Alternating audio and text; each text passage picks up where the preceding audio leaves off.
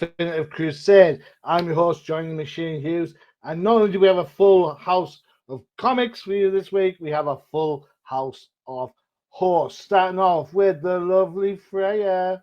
Hi, guys. Hey. Today's makes a welcome return. Thank you.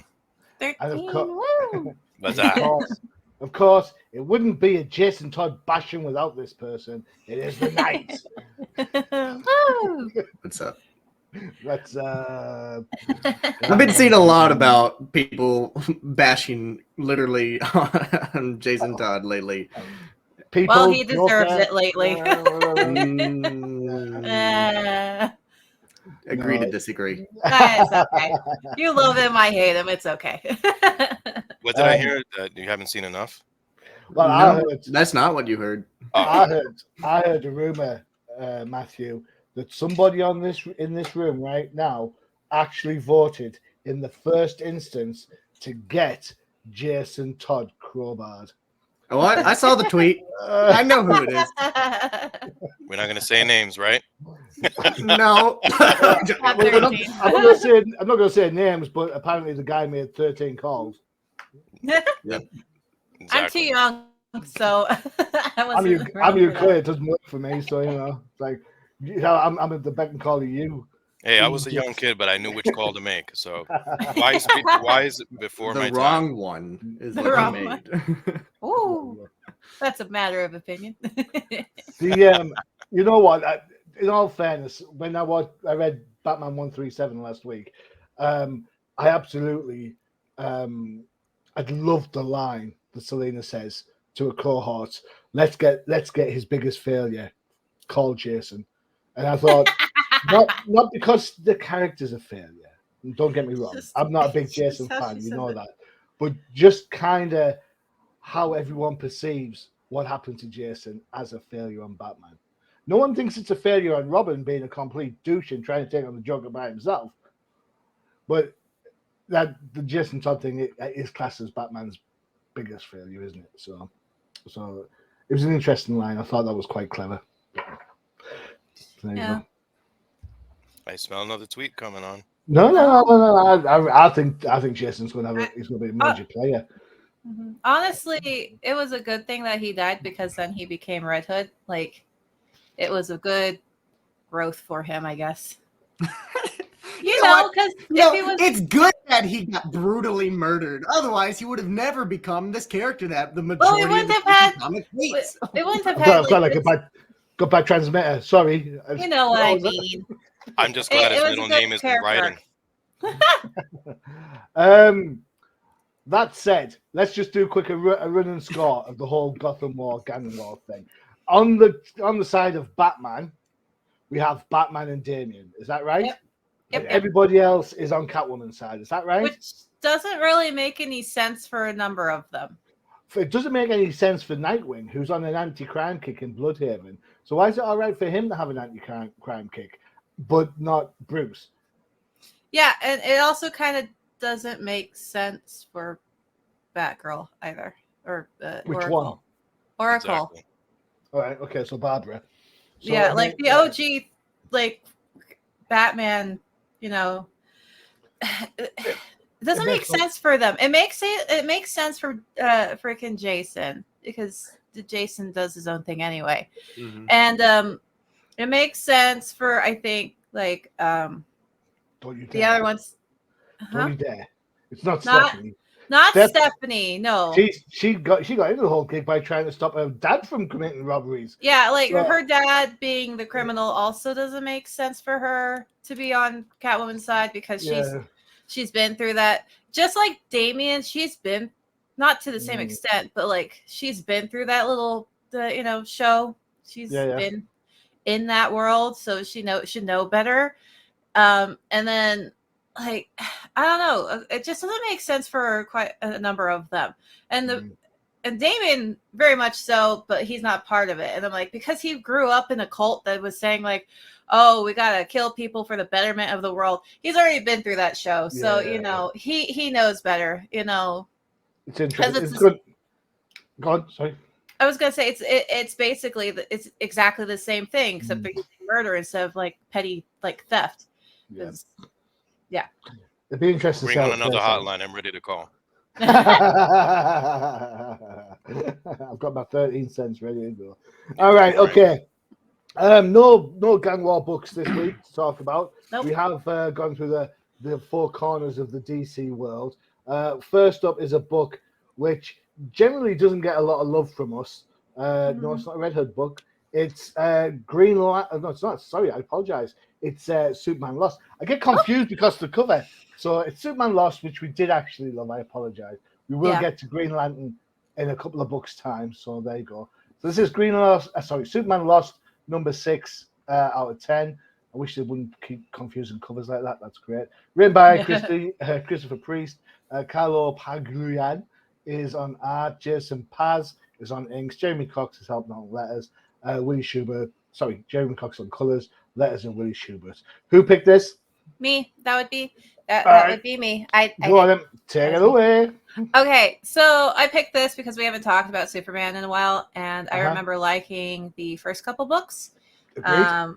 So the story is still trudging along. He's now kind of chilling on the space station. I can't remember what they call it.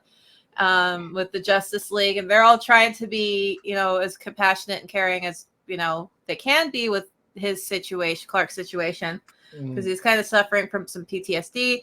Bruce is trying to gently nudge him to tell him, what happened exactly. That's gently with a crowbar.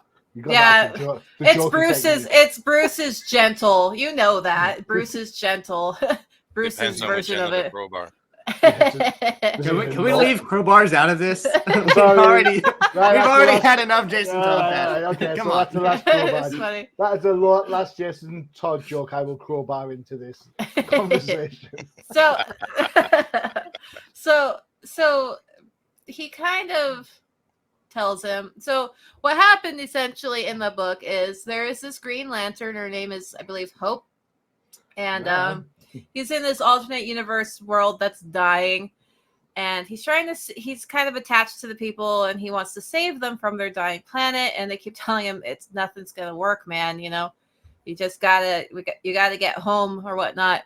Yeah. And so he has created this relationship where she's obviously into him, but Clark is not so interested in. And he's been on this planet. At the beginning, it says 13 years. Year 13, and then he'll hop to 19. So what happened is that in year 13, they figure out how to send him home. She doesn't want him to be sent home because she's into him, so she kills the guy who figured out how to send him home. And he has this solar suit because their sun isn't yellow, I believe, so he's losing his powers. It's turned into a red dwarf. It's a red dwarf. So he's now wearing this solar suit, which is the design hurts my eyes, but I think that's because it's a solar suit. He pisses every leader off, so they all, unite. They band against him because they don't like him. And then in year 19, he finally realizes he gets told that there was a way to send him home 10 years ago, and he's like, "What?" And of course, the Green Lantern Hope freaks out and starts killing everyone that attacks him. He's like, "Choose me." Like, choose me, pick me, love me, love me. Like, wow, she's crazy as shit. So he realizes she has an old ring that's not connected to the hub, I guess. She really shouldn't be using the ring because she's really crazy. And at least not the Green Lantern anyway. So he defeats her and proceeds to try. I think he's trying to save the planet, and then but he's trying to do that stupid thing where he turns back. I don't know. Anyway, trying to save the planet, but then I'm gonna spoil the ending, guys. Old him comes up and grabs him and is like, "Don't stop! You're gonna kill everybody." So it's I still am enjoying this story. It's quite interesting. I still don't know where the PTSD part's coming in. I mean, could just be the length of time, couldn't it? It could just be the length of time, yeah. trials and tribulations of all that. I mean, maybe Hope, his friend Hope, going nuts and being super possessive of him is also kind of would do that too, I guess. I suppose he's missing Lois, and and he's missing Lois and his kid, and all of his friends, and the fact that this planet's gonna die and there's nothing you can do about it.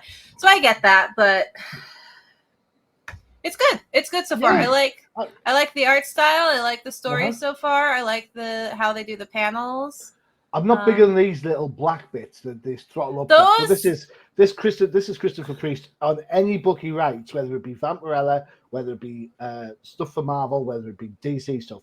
This is his thing. This is his little foible, if you will. His style. Yeah, it just annoys me. You remember, it's just no, I don't like it. He was on Deathstroke for a while, and it was always the same. No, thank you. Cool. I agree with you. I think this book is an interesting read, and I think it'd be interesting to read the whole thing 1 through 10 to get they're getting dribs and drabs. I don't think it's actually helping the story. I think it's like too drawn out. I'd rather read it. Yeah, just wait until it's done and then get them all. Yeah. Yeah, I think maybe if the black labeled it and gave it like a bit prestige format, it might have worked a bit better. But hey ho. Matthew, you were around when we looked at this book the first time around. Do you agree with Freyja? You're still on board with this one? I don't remember us looking it over, but if we did, we did. I really like it. I agree. I really am enjoying the art style. I think it's really well done, consistent, which I think that's a big thing that we always say is consistency when it comes across, drawing faces or legs, something. I think there's one bit of information that Freyja left out about Hope. Is that the reason why Hope is quote unquote going crazy and why she's into Clark is because she's also the last remaining member of a race. Unless I read something wrong, she is also, like Clark, the last surviving member of whatever race she belongs to. And so she is having to deal with that grief and mourn the fact that she is the last remaining member, and she latches onto Clark because he is just like her. And I think that gives a lot of reasoning why she doesn't want him to leave, why she doesn't want him to try to save these people, why she wants to keep him close is because it's a need for companionship. That's driving her to the links. So I thought that was really, really decent writing there. Especially she killed the guy that created the spaceship in the first place. So she's lost one companion, and now she's looking. Yeah, it's a good call. Good call. I really like the design of this shark thing that the Ice Lord was fighting. I thought that was that. I don't know why. It was just. It was one of those moments I flipped the page and I was like, oh, that's really freaking cool. I flipped the page. I was like, what am I reading now? What's changed? I was like, what? What's going on? I thought it was cool. Really kind of like Freyja. The suit gives me a headache, but that's just part of its design. I think it's been good writing so far on this. I agree with you on that one. 13. This might be a bit of a stretch for you. I mean, this is a different Superman. I don't know if you caught the other issues. Essentially, what's happened is that there's been a spatial anomaly. Superman flew into the anomaly to stop it with the lasso of truth wrapped around him. Somewhere along the line, he had to give up the lasso. And when the anomaly closed, it was effectively a wormhole, stranding him like gazillion, a billion, millions of miles away from Earth. And eventually he gets back to Earth in what we think is something like 3 weeks or something, or days or whatever. But in his time frame, it's been like years, it's been decades. So there's kind of that thing going on. Sorry if I've teaching you out some eggs on that one, but I'm just bringing it. You didn't spoil it for me. I did catch up. Oh, okay, cool. Okay, good. I did my homework. So Christopher Priest, I'm more familiar with him on Deathstroke, so this is not his first rodeo. He's been around for a bit. Great. I've always thought of him as a very solid writer, very technical, very scientific writer. He loves doing his research, and he likes to apply that in comics. A lot of the stuff that he puts in there maybe actual science that's going on now. So if you didn't pick that up during Deathstroke, you certainly will with this series. The art in itself, I will say this, I see shades of Gary Frank a little bit. Right. So there's that. Gary Frank drew the Doomsday Clock series from way back when and other stuff, Watchmen. Whatchamacallit.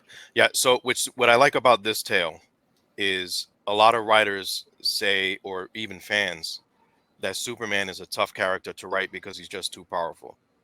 If you're not sure on how to do that, maybe you should talk to Christopher Priest, because I think he's doing that here.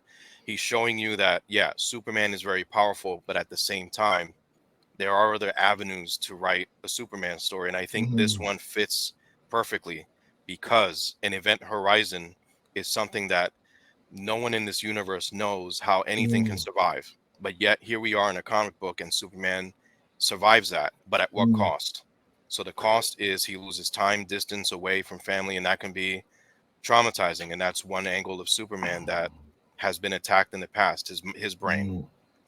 So here we are, he's trapped in another place. You guys mentioned it well, in another planet. He tried to escape, it didn't work. He's totally lost. So he's kind of made this new place his home, and he runs into Hope, another person who's just found a Green Lantern ring. Now Hope reminds me a lot of another character called Fatality in looks. When I first saw her design and everything like that, but I think it works. You're on the distant edges of the universe, somewhere where he's never been, and it kind of gets you to question how pre-crisis Superman got around the universe in an instant, while in this universe Superman actually is literally lost in space. So it gave me that sense of we really don't know what's out there, and I think that's a good thing that Priest is presenting with the Superman character, on top of his issues that he's going through, not just what you're seeing him go through on the planet, but when he gets home, all that time that's gone and the things that he saw, and now he's having trouble adjusting to getting back to normal. So cool. I like the story a lot. I suppose let me play devil's advocate a little bit. Just my last comment, I suppose, on this book before we move on to the next one. You're absolutely right, 13th. Loads of fans and writers say Superman's too hard to write. He's too powerful. You get bored with anyone who can just, push planets around. I get that. I'm going to give some dues out here. Yeah, Christopher Priest is doing a great job on Superman. Well, look what he's had to do that. He's had to jettison the Daily Planet, the Earth, Lois, Jimmy. He's getting depowered.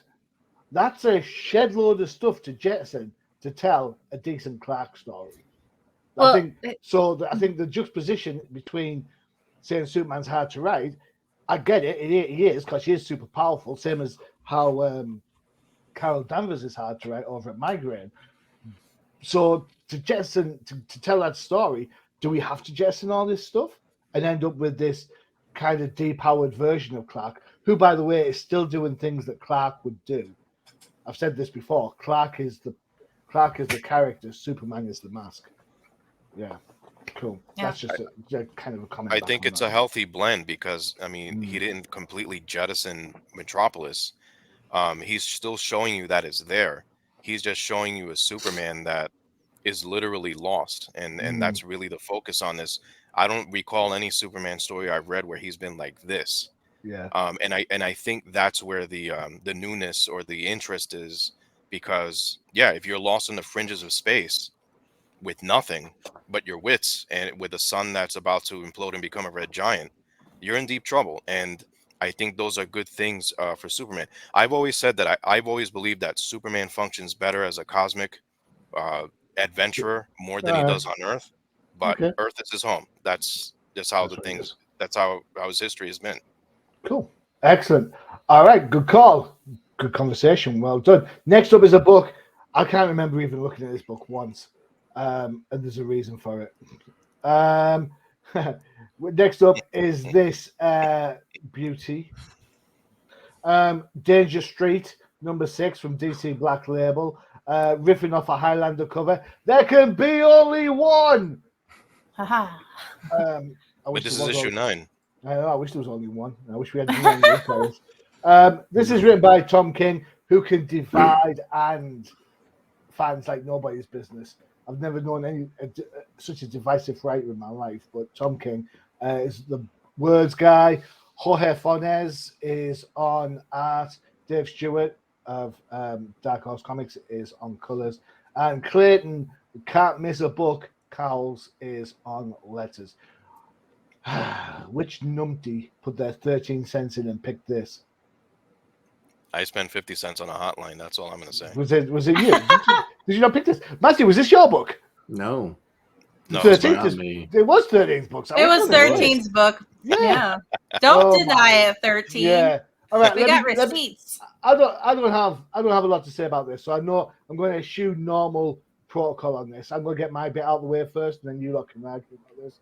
I've already mentioned the Highlander Rift. The other thing is about this book. What the hell is going on with the art? What the hell is going on with the panels? Why is there so many words? What the hell's going on? That's it. I'm done. Next. 13th, this is your book. You take it over from there, sir. Yeah, honestly, the only reason why I wanted to look at this was because it had a black label on it. And then, secondly, I agree with you on Tom King, and I'm going to add to that. Oh, okay. I'm out of that's how bad this is. I did catch up on the series because reading this book on its own, you're going to get absolutely nowhere. You're going to have no clue on what's happening. And I am a firm believer as a comic reader that when you pick up a comic book, it could be your first comic. If this is your first comic, you're going to be in deep trouble. True. It is, if you're interested in the story, you have to read the first 8 issues. However, I don't think it should be that many issues. Tom King is trying to get across a story of great cosmic consequence that involves the new gods, but he's trying to get children involved to tell you this story and the new gods. So that's supposed to be right. And then he's marrying characters here together that would never have an adventure together. And I'm talking about the series in general, like Starman and Warlord. So I'm like, I don't know if they're like putting names in a bucket and saying this is what comes out, make a story out of it, or if this was really something that you sat down and then said, I think this will be a cool story. Either way, it's not working. Okay, the art here is again, it's so predictable. Like, how many more artists are you going to give a script and tell them to do an 8-page panel, a 9-page panel, so on and so forth? Here you have the Manhunter fighting an assassin. You're getting a word salad. I thought Chris Claremont writing was something else when I was reading X-Men back in the day. This guy takes the cake. This is a long-winded conversation of two guys exchanging philosophies, agreeing to disagree. It's all a distraction. At the end, you could really read the last page and nobody wins. So what are you doing? So I'm thoroughly disappointed with this book. I'm not even sure if I want to continue it. I tried to give Tom King a chance, but I see that once again I'm proven correct as to why I left reading his stuff. The clue's in the title. Don't walk down the street by yourself. What was I going to say? Supergirl, Woman of Tomorrow, best book of last year. Matthew, you said you had something to say about this book. I did. So 13 mentioned about it, the book being two guys fighting, sword fighting, having this debate, this philosophical debate, this word salad, as he puts it. And we've seen something like this before in media, and we've seen it work extremely well. There's a very, very famous movie called The Princess Bride. That my first thought was the scene between the Dread Pirate Roberts and Inigo Montoya. When they first meet up, their whole section is a sword play with them exchanging words, and it's super interesting to watch and listen to. But it's a movie. And it's not something that you should be trying to recreate in a comic book. Not because the panels a page, it shouldn't. I read the first page and the last page. You are wise beyond your years as well. I legitimately read the first page and the last page. When I flipped to the second page and saw that it was just a continued word jumble, I immediately lost interest. Okay. And it's upsetting because we've seen situations like this happen before, as I just mentioned in Princess Bride, where it's entertaining to watch and it could possibly be done correctly if you do it in a comic book setting, but not like this. Not when it's 8 panels of just reading. Just write a book at this point. Good call. This felt like a psyche eval, literally. like you need. It's a struggle to get through, and it's very psychological, and I get that, and I know that's his angle sometimes, but this one really led down nowhere. This Danger Street is a dead end, man. Yep, it was Freyja, rough. Do you agree with the guys? Yeah, I opened it and was like, okay, and I started reading, and I went, oh my god, make it stop. It was like playing Forspoken, and she won't shut the hell up during the fights, and you're like, oh god, make it stop. And like it's just, and I had the same thought as Matthew about like the Princess Bride. I'm like, oh, it's gonna be like Wesley and Inigo Montoya, but the problem is this wasn't entertaining when they were bantering. It was freaking fun, and like they were showing off to each other and shit. This was just like, oh my god, shut up, stop talking. Like, and then they're like, okay, we're gonna parlay, and then they started talking some more. I'm like, oh my god, stop. Then they die, and then he still continue talking. Yeah, I was like, and then he drops him, and they brings him back up. I'm like, oh, okay, and then they die. Yeah, and then in the after, I'm like, oh my god, just shut the fuck up. And it really makes you think, if they're doing all this talking, all this philosophical debate, and then at the very end they both die, then what's the point? What's the point? What is the point? They needed a hotline for this book, man. Seriously. I would have voted for a crowbar in this one. That's how bad I would have called both numbers. For the record, I didn't mention anything on that one. Thank you very much. Right, there you go. Danger Street. If you like Tom King, and I know he has loads of fans who live and die by his words, you know what? You might get something out of it. As a group of people who are just traipsing through, I suppose, the DC comic stuff that comes out. No, I can't believe someone who can do some really good stuff, right, can absolutely drop the ball so many times. And you guys know this. When this show started, I was very invested in Tom King, so yeah. I put a lot of stock in him. I was impressed in the beginning, and then it was the beginning of the end of my interest. And this here is not helping me trying to get back in the game. Cool.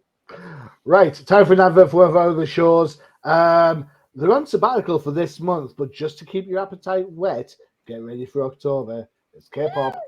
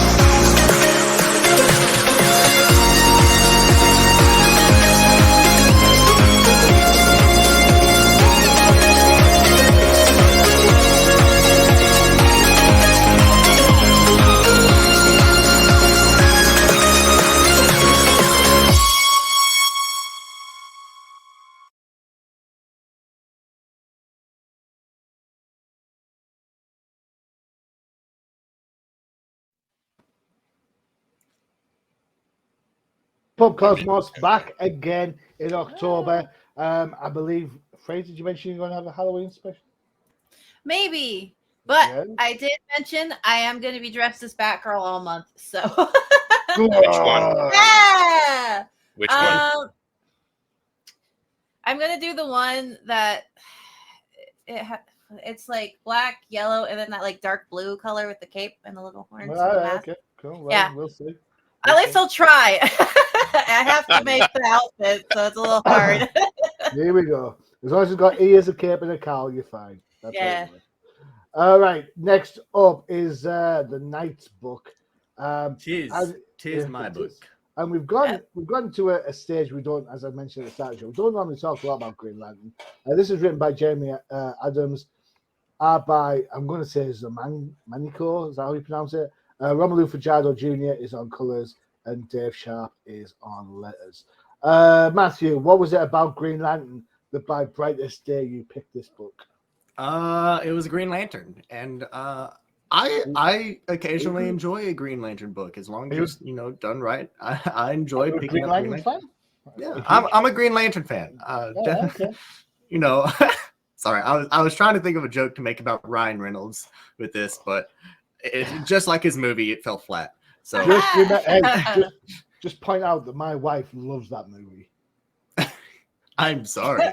It's right. It's because of Ryan Reynolds, isn't it? It's just because No, she loves the whole thing. She loves the whole thing. She loves Green Lantern. She likes, do you remember the Green Lantern animated series that came out? She absolutely adores that. So she loves the whole Green Lantern thing. Well, we won't hold it against her. So, anyways, so I saw this. I was like, Green Lantern. This seems like a fun pick, something a little different.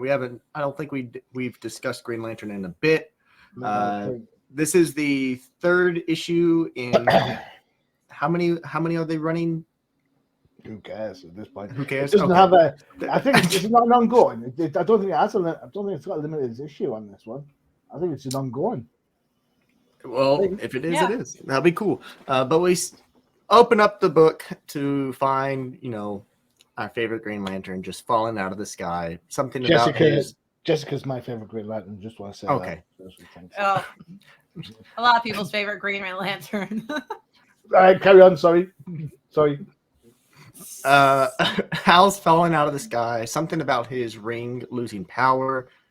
I don't know. I didn't read the other two issues, so I don't know what exactly led up to this. But he about becomes a permanent part of the landscape until he's able to jumpstart his ring by just sheer force of will, as that's how that works. And then he plays around a bit with a gazelle, and then a cheetah coming in and trying to hunt the gazelle. And he's like, haha, gotcha, twerp. Giant gazelle, you can't hunt that. It was goofy. I think it was a waste of like 4 pages, but it was a story. It was a side story. Then we switch over to Coast City. Something about the skyscraper. Somebody's coming in, beating people up, and turns out it is Sinestro. Yellow Lantern, no longer Yellow Lantern, but he is still trying to find a way to do something. Still trying to be evil, and he enlists the help of these two. What are they? He said what they are. Lauren, something. The lizard people. Yeah. They are lizard people. The reptilians. Just call them reptilians. Yeah, they're reptilians. And he's trying to essentially blackmail them into getting a helping hand with something. And it turns out he needed a helping hand breaking into this facility. We get to see somebody get eaten. So that's always fun. Huh? Yeah. Just it's Killer Shark. I'm sure he makes an appearance later on somewhere else. Mm-hmm. We get to see a guardsman get eaten. Eat your greens, funny, as they say. Mm-hmm. Mm-hmm. I like that. That was good. But then Sinestro breaks in, finds a couple of planes, jets, and says, "Perfect." We switch back over to Hal, doing something about a ball game.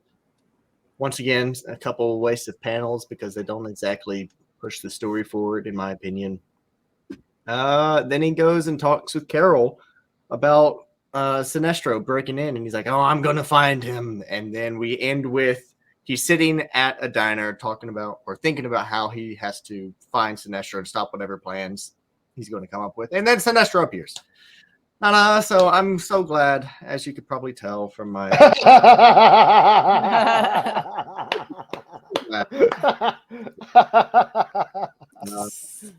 All right, okay. Freyja. I do like the art. The art, Okay. I think, does a fantastic job in certain Yeah. scenes. Okay, I good think call. it has potential to be a good story. I'd have to go back and read the other ones, try to catch up. There's a potential there because I like Sinestro as a character. I like him as a villain. I like him as an anti-villain in some cases. Is that like a hero? No. So it's kind of like how you have heroes and anti-heroes where they're trying to do a good thing, but they don't care if they unalive a couple people along the way.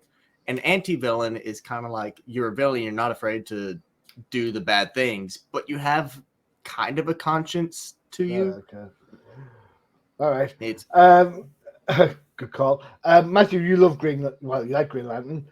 Freyja, I do. I like Kyle. I like Gardner. If I remember correctly, Freyja, you're not a big Green Lantern fan, right? Not particularly, no. So how did this book stack up for you then? I mean, I agree with Matthew about like the wasted pages because I was confused with. Oh, not really. So he's testing his ring out. I get that, whatever. It just lasted a little too long. And then him playing baseball with a group of kids was a little weird. Like, don't forget Kilowog's in the background, so it's not like they're not just random kids. There are there's a reason why he's there. Him and Kilowog are like. But why is he the pitcher? Doesn't that seem a little egocentric? unfair? It is Hal Jordan. What do you expect? No, it's a little unfair. Like the hell, Anywho, he's helping them cheat, whatever. But He's on a fastball. Didn't do very well. Steroid. That's why he can't bat. Didn't do very well. He got taken out. Of the park. We know that he downtown. And we know Hal is a giant child, so he fits. Yeah, I get, but it's so weird. But I didn't really like the story. I'm gonna be straight up. The art was fine. It was good. It had its quirks here and there, but I felt like the book was a whole lot of nothing happening besides Sinestro's part. What's going on? Nothing progressed. Nothing happens. Yeah. He threw a strike over the plate. Okay, that's progression. That's very hard to do. Yes, it's super hard. There was no strike there. He got taken out. Anyway, so we had 4 pages of progress, or maybe 8, and then nothing else. The whole book just felt like a waste. All right, 13th. You are a Green Lantern fan of yesteryear. How's this book stack up with your faves? I think it's middle of the road more for a younger reader. I think it's a good jumping on point. This is not the first time we've seen the dissolution of the Green Lantern Corps, so that's nothing new for Hal.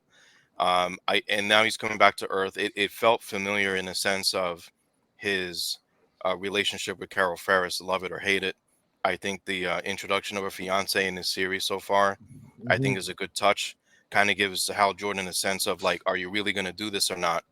And I also feel like this series is kind of mimicking in a way, maybe it's deliberate or not, but kind of like the Green Lantern Quarterly, where it's almost like an anthology, because you're not just getting a Hal Jordan story, you're also getting a John Stewart story. Which, by the way, did anybody read? I skimmed through it. I skimmed it. I skipped it. Well done. I skimmed it, and I saw at the very end there was ooh, a new lantern ring. Ooh, what is it? And then I was like, okay, I'm done. Sorry, 13. We didn't eject it. Off you go. No, it's fine. It's I think it's a middle of the road. It's teetering on the edge of being really good or really bad. I don't think I'm neutral on this book.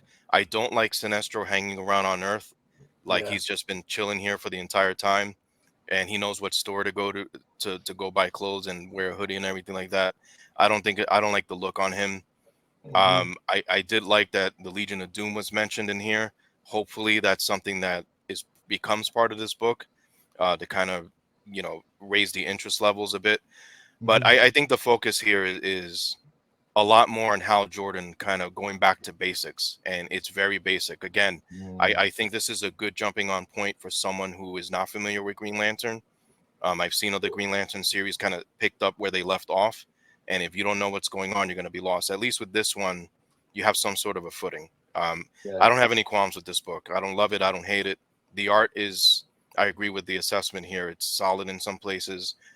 Very vibrant colors for a Green Lantern book. So it's all right.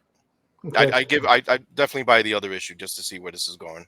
All right, okay, good calls all around. For me, I don't think there's a character that has a holding pattern the way the Green Lantern does. It seems like every time I pick a Green Lantern book up, he's restarting his life again, or he's back with Carol, or he's not with Carol, or Carol's getting engaged, or married even.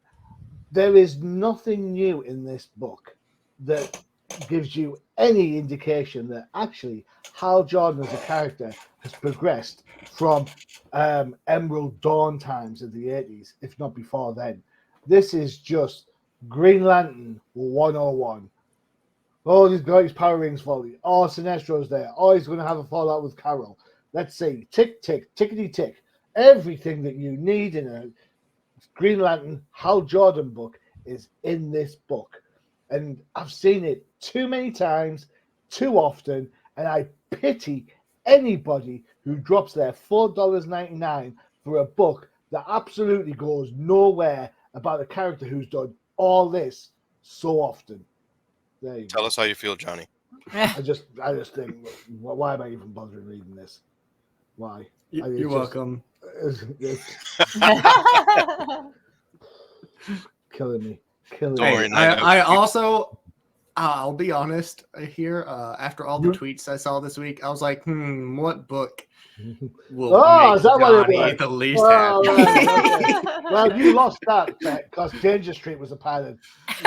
He beat me on that one. Yeah. Yes, I win. Yeah. 13 brownie points to 13. Woo! He gets to host the next Jeopardy. Yeah. Oh, hey, oh no! What you asked for? Just for the record, I'm going to Ibiza again in July next year. If you can sort that out for then, that would be like, yay. I mean, I don't really mind that much. I mean, I normally win the thing, so it's fine. All right. Last book up then is coming out of the Gotham War, the Gang War. Is Batman and Robin #1, written by Joshua Williamson, art by Simone DeMeo, letters by Steve Wands. This book, a couple of things. I'm going to try and be a little bit technical on this one, so if you give me 2 seconds. This book features the White Rabbit, who looks like in this book, I don't even know, get a good clean shot of her. There, that's her there, right in that bottom page there.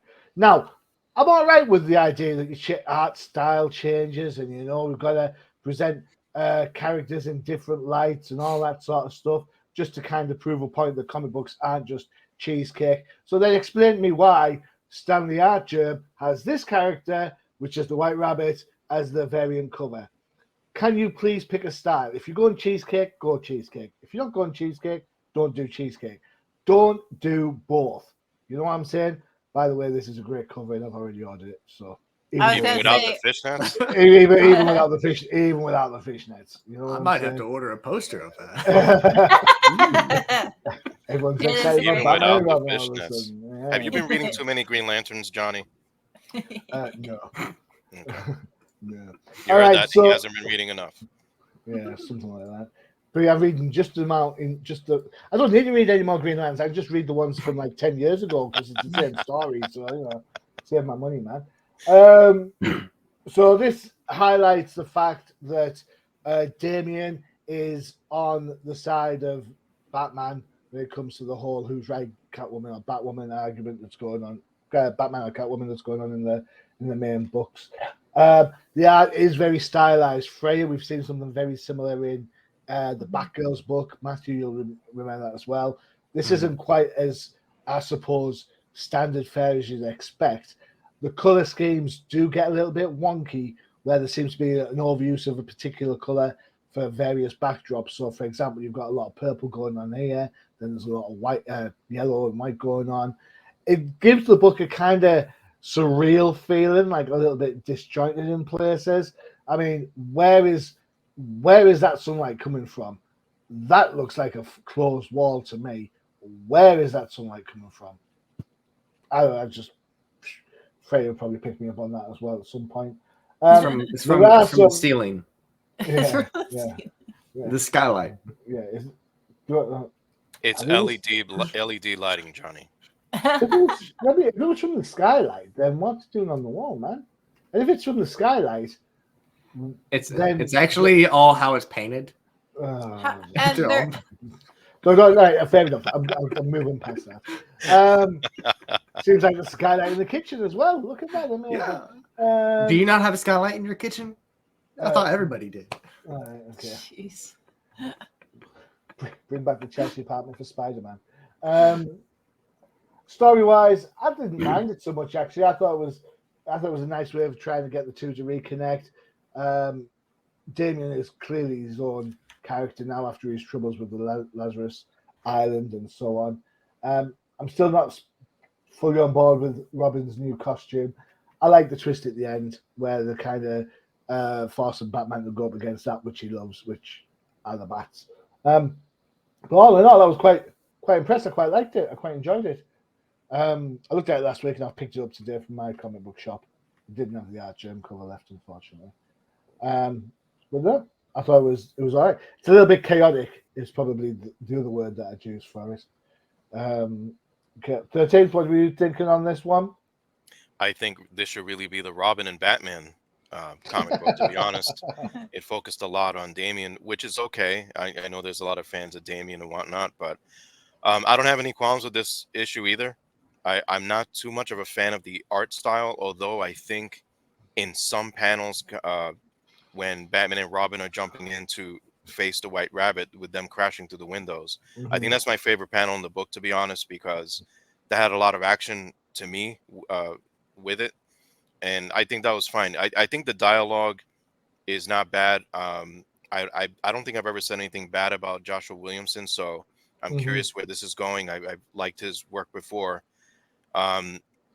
Again, I just think that there's a little bit too much drama for my taste with between Batman and Damian. We know that they're trying to establish a relationship, but I think a lot of pages were burned in trying to tell you that there's something there. Bruce is trying to make this normal, where Damian is like, cut the crap. I'm Robin. There's nothing normal about what we do. Plus, you're my dad, so you're condoning this. So there's a lot of that going on. It's fine. I don't mind the villains at the end. You got to have some sort of antagonist going on in the plot. I know Josh Williamson is good with that. I know later down the road we'll see something like that. I think it's an okay issue 1. I'm not going to say that it's great. It's an okay issue 1, but I really think that this is more a Damian book more than anything else. The Terrible Trio make a return. Arguably the worst animated episode of Batman the Animated Series features the Terrible Trio. Freyja, what did you think of this book? Because the art style's got to kick you off at some point. Yeah. Okay. So the art hold style. Hold on. Let me get my rant button ready for you. Okay. So,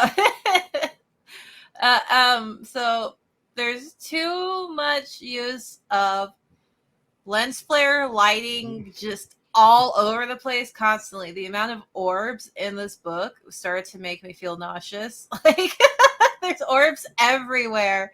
And like you said, there's the lighting just doesn't match up with like how the rooms are set up. And there's just too much. Like I like the lighting when they're in the freaking blimp, because those are the spotlights. I'm like, okay, that makes sense. But once they go to their new apartment, which I don't know how many freaking like houses Bruce owns at this point. I don't know who that chick is. I feel like I should know who that is, but I don't. I was like, why is White Rabbit here? She has the same hair.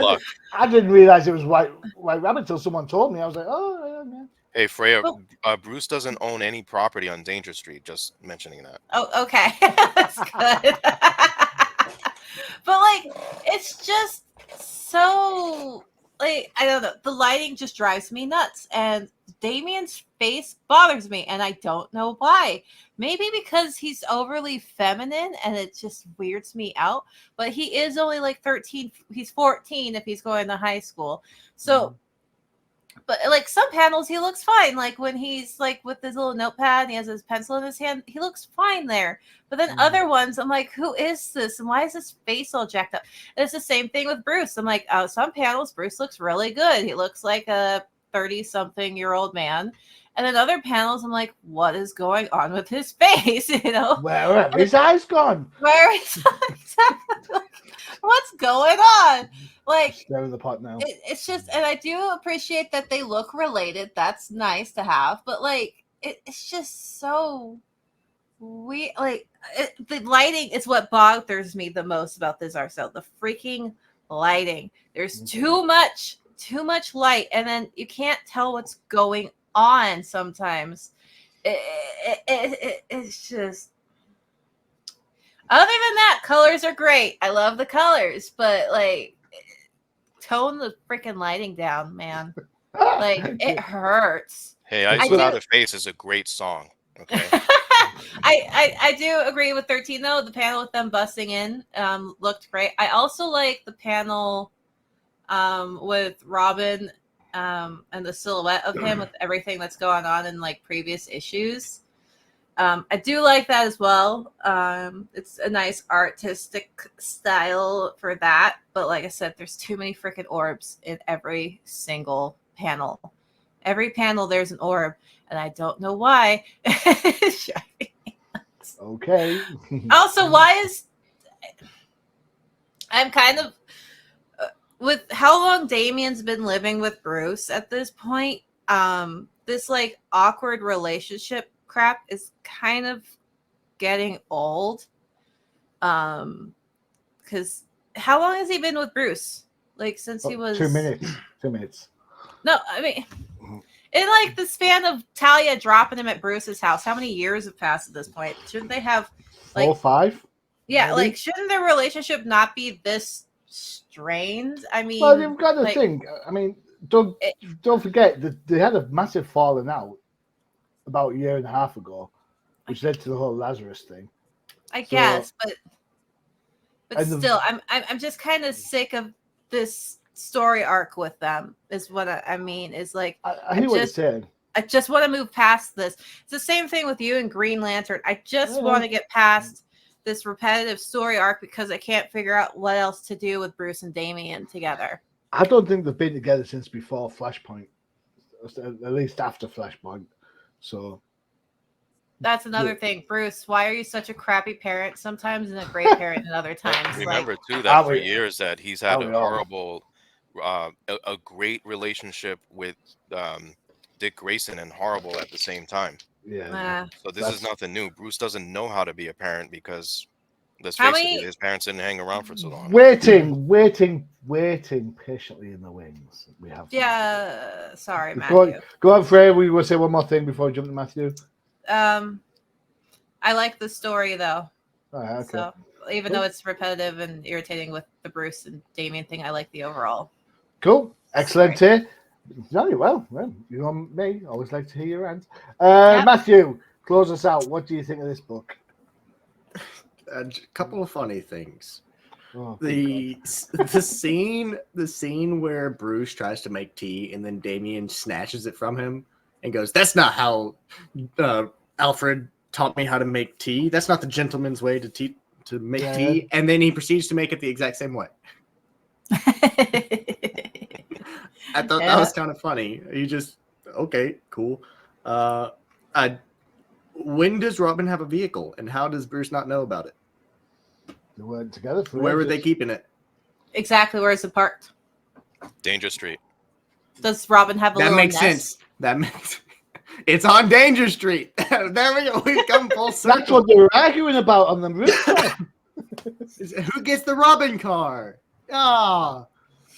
Anyway, the scene with Croc going, "We got family," I thought was really well designed. I think it's a really cool panel. Also, just the snide comment that Croc made me giggle. Just you guys had your falling out. We got family. Yeah. Okay. It was just a snide little comment that I kind of enjoyed. Everything else, I think. I like the even if you had 1-to-1 with Robin, you'd still be outnumbered. It's still a load of crock. Oh, killing me. But it's not bad. I think a lot of the points have been pretty much hit on. With concerning artwork, about the weird lighting issues, just it does. If you stare at it for a while, it does start to give you a headache trying to read it with how much or how vibrant some of the colors are. It's okay. It's better than the Green Lantern book. True that. It reminds me a little bit of Arkham Knight. You know the video game. Mm-hmm. You know how that's like in your face all the time. Yeah, it reminds me of that, and maybe even some Gotham Knights. That's a good shout. Yeah, from what I've seen from the trailers, not being a PS5 owner. That's a good shout. Yeah, cool. One thing we didn't mention, we'll talk about briefly before we run out of time. In the back of the Green Lantern book, there is the teaser trailer. At the start of all the comic books we've seen today, there's the one page telling you that Tom King's taking over Wonder Woman, a new story arc coming down the line. The Green Lantern book has its first teaser of that. Did anybody read the Wonder Woman teaser that sets up the whole Amazon war? I saw that Black Canary was in it, and I saw the design of Black Canary, and I was like, I love that design, but I didn't read any of it, so I don't know what's going on. But I did kind of skim through. I believe it was Black Canary. Was it not Amazon? I'd have to double check. All right, so I think that's a must watch. I think we've been looking forward to that. I don't think the night terrors have helped in the idea of this, especially when you had the tease set up from the special about a month ago or so, well, 2 months now. Oh, I'm wrong. I saw blonde, and so that's where my brain went. So I was wrong. It is not Black Canary. So I apologize, but I do like the design. I like the artwork of it, but I didn't read any. Excellent. All right, there you go. 4 up, 4 down. A full show. Can't believe how full that's been. That's been fantastic. Well done. Freyja, thank you so much for spending the time. No problem. 13, thank you for tearing yourself away from the football. That's not a problem, and now I'm going to go back to my night terrors. It means he's watching the Giants. That's what he means. That's exactly what it is. Yeah. Well Matthew, done. Hey, I'm here for you all the time, man. And Matthew, thank you so much. Yeah, not a problem. Excellent. Don't forget to check out UCPM for all your favorite shows. It may be on hiatus, but you catch up on all the back shows as well as getting yourself primed for the October special. It is K-Pop Cosmos. If you like DC and you like migraines as well, don't forget to check out our sister show, the No Prize Podcast. And of course, if you like comics of a certain vintage, you can follow 13th and I on the Old Timers Comic Book Show. Yes, absolutely. I'm just waiting for the youngins to say something now. There's 2 of us.